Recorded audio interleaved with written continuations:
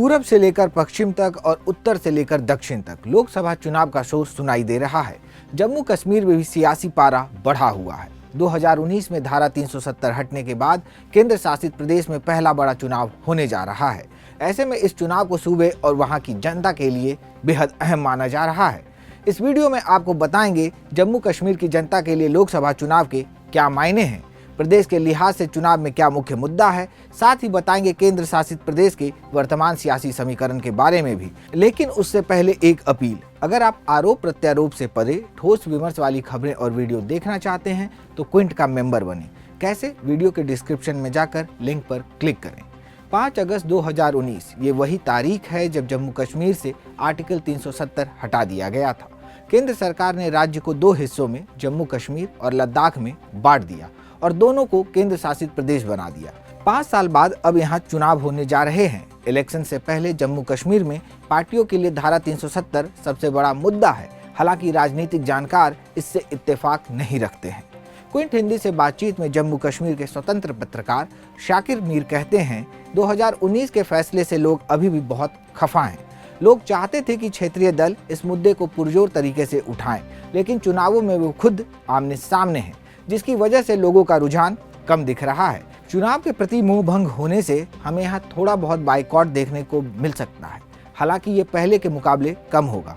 Punjab university में राजनीति विज्ञान के प्रोफेसर आशुतोष कुमार धारा 370 को चुनावी मुद्दा नहीं मानते हैं। उनका कहना है कि 370 का कोई असर नहीं होगा। धारा 370 चुनावी मुद्दा नहीं है, एक सेंटीमेंट था और मुझे नहीं लगता है कि कोई बड़ा मुद्दा बनेगा। वहीं जवाहरलाल नेहरू यूनिवर्सिटी में सेंटर फॉर पॉलिटिकल स्टडीज के प्रोफेसर हिमांशु रॉय कहते हैं, क्षेत्रीय दलों के एजेंडे में कोई बदलाव नहीं हुआ है। अगर 370 उतना बड़ा मुद्दा नहीं रह गया है तो जम्मू कश्मीर की आवाम के लिए मुख्य चुनावी मुद्दा क्या है? चलिए एक एक करके आपको बताते हैं।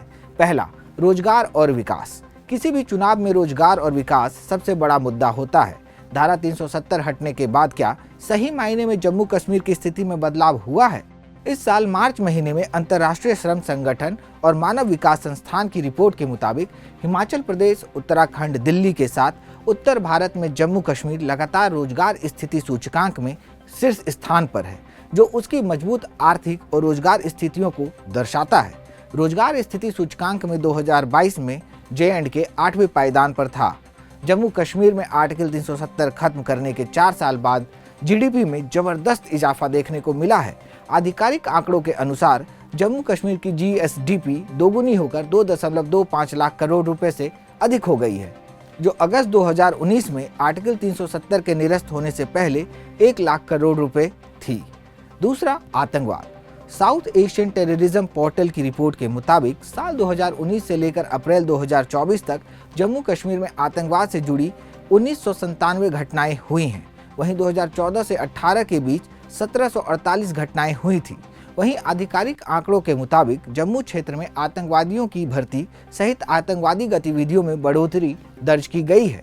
हालांकि दिसंबर 2023 में संसद के शीतकालीन सत्र के दौरान केंद्रीय गृह मंत्री अमित शाह ने कहा था कि अनुच्छेद 370 हटने के सिर्फ 4 साल में आतंकी घटनाओं में 70% की कमी आई है। तीसरा, पूर्ण राज्य का दर्जा।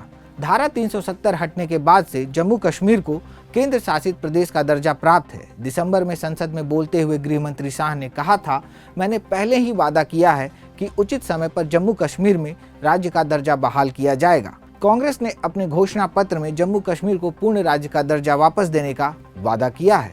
चौथा, सशस्त्र बल विशेष शक्तियां अधिनियम यानी AFSPA। जम्मू कश्मीर में AFSPA का मुद्दा भी अहम है।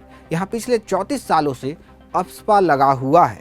5 जुलाई 1990 को लागू किया गया था। इस कानून को हटाना चाहिए या फिर J&K के हालात के हिसाब से लागू रखना चाहिए, इसको लेकर बातें उठती रहती हैं। इस साल मार्च महीने में एक इंटरव्यू के दौरान केंद्रीय गृह मंत्री ने कहा था कि केंद्र सरकार जम्मू कश्मीर से AFSPA यानी अफस्पा हटाने पर विचार करेगी। अब आपको बताते हैं प्रदेश का वर्तमान सियासी समीकरण कैसा है। जम्मू कश्मीर में लोकसभा की 5 सीटें हैं, बारामूला, श्रीनगर, अनंतनाग, उधमपुर और जम्मू। भारतीय जनता पार्टी जहां अकेले ताल ठोक रही है, वहीं Congress national conference, people democratic party यानी PDP, इंडिया गठबंधन के तहत मैदान में है। गुलाम नबी आज़ाद, सज्जाद गनी लोन और अल्ताफ बुखारी ने मिलकर थर्ड फ्रंट बनाया है। पिछले एक दशक से जम्मू संभाग पर बीजेपी का कब्जा है। 2014 और 2019 में बीजेपी ने यहां की दोनों सीटों पर जीत दर्ज की थी। पार्टी इस बार हैट्रिक लगाने के इरादे से चुनावी मैदान में है। बीजेपी ने लगातार तीसरी बार उधमपुर से डॉक्टर जितेंद्र सिंह और जम्मू से जुगल किशोर शर्मा को मैदान में उतारा है। इस बीच कांग्रेस ने उधमपुर से चौधरी लाल सिंह और जम्मू से रमन भल्ला को टिकट दिया है। स्वतंत्र पत्रकार साकिर मीर कहते हैं, आर्टिकल 370 हटने के बाद बीजेपी ने कई ऐसे छोटे छोटे बदलाव किए हैं जिससे पूरा लीगल आर्किटेक्चर बदल गया है। बीजेपी ने ये बदलाव इतना सोच समझ कर किया है कि चुनावों में उसे बढ़त मिलती दिख रही है। संस्थानों पर नियंत्रण से लेकर परिसीमन और आरक्षण में हम ये देख चुके हैं। बता दें कि परिसीमन के बाद जम्मू कश्मीर में विधानसभा की कुल सीटें 90 हो गई हैं। जम्मू संभाग में 43 और कश्मीर में 47। जम्मू संभाग में 6 और कश्मीर में 1 सीट बढ़ाई गई है। वहीं अनुसूचित जनजाति समुदायों के लिए अलग से 10% कोटा को मंजूरी दी गई है। इसका सीधा लाभ पहाड़ी जनजातियों, पददारी जनजाति, कोली और गड्ढा ब्राह्मण को मिलेगा। कश्मीर संभाग में 3 सीटें हैं, अनंतनाग, बारामूला और श्रीनगर।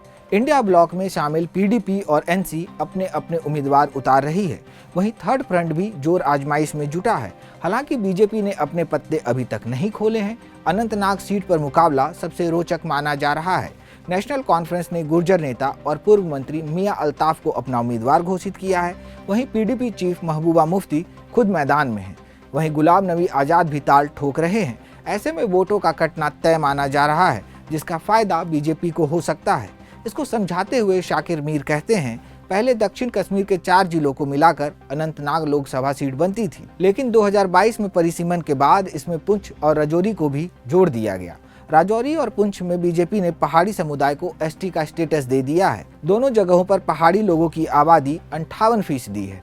अब अगर अनंतनाग में बॉयकॉट होता है और लोग वोट डालने के लिए नहीं निकलते हैं और दूसरी तरफ पुंछ राजौरी में वोट पड़ते हैं तो बीजेपी को सीधा फायदा मिल सकता है।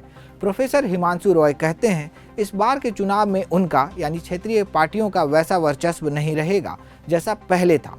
मोदी या बीजेपी मतदाताओं को धर्म के मुद्दे से और कश्मीर में जो क्षेत्रीय भावना है उससे अलग करके राष्ट्रहित के मुद्दे से जोड़ रही है।